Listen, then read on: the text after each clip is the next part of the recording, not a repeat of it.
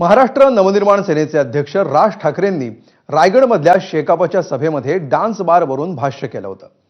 त्यानंतर काल रात्री मनसेच्या कार्यकर्त्यांनी पनवेलमध्ये एका डान्स बारची तोडफोड केली। मनसेचे नेते योगेश चिले आणि कार्यकर्त्यांनी घोषणाबाजी करत बारवर हल्लाबोल केला। छत्रपती शिवाजी महाराजांची राजधानी असलेल्या रायगडमध्ये अनधिकृत डान्स बार एवढ्या मोठ्या संख्येने कसे काय असा थेट सवाल राज ठाकरेंनी उपस्थित केला होता। त्यानंतर मनसैनिकांकडून खळखट्याक करण्यात आलं। पाहूया याचा आढावा घेणारा हा खास रिपोर्ट। रायगडमधल्या डान्स बार संदर्भात राज ठाकरे बोलले आणि दुसरीकडे मनसेनं दणका दिला। महाराष्ट्र नवनिर्माण सेनेचा विजय असो।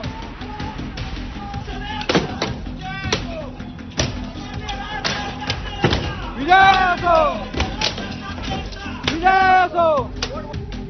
पहाटे उशिरापर्यंत सुरू असलेल्या पनवेलमधल्या एका डान्स बारची मनसे कार्यकर्त्यांनी तोडफोड केली।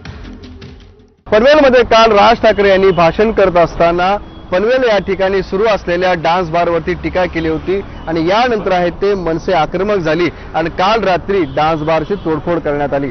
मी सध्या त्याच ठिकाणी आहे। तुम्ही पाहता की हा समोर जो डान्स बार दिसतोय हा नाईट रायडर्स डान्स बार आहे आणि काल रात्री मनसेच्या माध्यमातून या ठिकाणी तोडफोड करण्यात आली होती।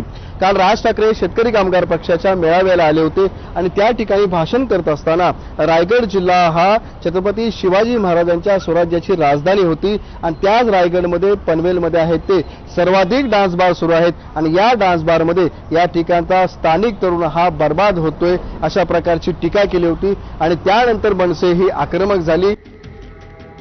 मनसे कार्यकर्त्यांचं हे खळखट्याक आंदोलन झालं आणि प्रतिक्रिया द्यायला संदीप देशपांडे माध्यमांसमोर आले। मला असं वाटतं जे अनधिकृत बार आहेत ते सरकारने तोडले पाहिजेत ना। आम्ही तोडायची काय गरज आहे? मग सरकार तिथे बसून करतंय काय? का सरकारच डान्स बार चालवतोय? हा महत्त्वाचा विषय आहे। मला असं वाटतं जे अनधिकृत डान्स बार आहेत ते बंद झाले पाहिजेत ना। याच्यासाठी कोणी आंदोलन करायची काय गरज आहे? आणि आता काय संरक्षण देणार आहात का डान्स बारला? आता खरंच पनवेलमध्ये असे डान्स बार किंवा ऑर्केस्ट्रा बार किती आहेत तेही पाहूया। पनवेल तालुक्यात 8 ऑर्केस्ट्रा बार आणि 2 सर्व्हिस बार, पनवेल शहरात 4 ऑर्केस्ट्रा बार आणि 5 सर्व्हिस बार, कळंबोलीत 3 बार तर तळोजात 2 बार आहेत। काही दिवसांपूर्वी कांदिवलीतल्या सावली बारवरून राजकीय वातावरण चांगलंच तापलं होतं, कारण हा बार होता गृहराज्यमंत्री योगेश कदम यांच्या आईच्या नावे। त्यामुळे बारचा मुद्दा पुन्हा तापल्यानंतर माजी मंत्री रामदास कदमांनी मात्र मनसे कार्यकर्त्यांचं अभिनंदन केलंय। खूप अभिनंदन आणि योगेशदादांना देखील मी सांगितलंय की तुम्ही थांबू नका। महाराष्ट्रामध्ये जिथं लेडीज बार असतील ते सगळं साफ करून टाका।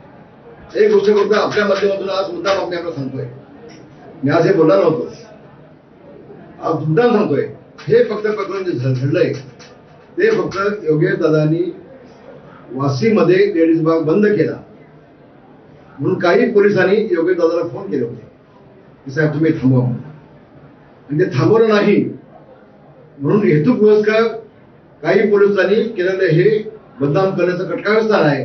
डान्स बार संस्कृतीला सर्वसामान्य नागरिकांचा आधीपासूनच मोठा विरोध आहे। राज ठाकरेंच्या भाषणानंतर मनसेनं डान्स बार विषयी आता आक्रमक भूमिका घेतली आहे। मात्र जे मनसैनिकांनी केलं ते पोलीस कधी करणार? पनवेलमधील डान्स बार संस्कृती कायमची बंद होणार का? हे पाहणं आता महत्त्वाचं ठरेल। विनायक पाटील, ABP माझा, नवी मुंबई।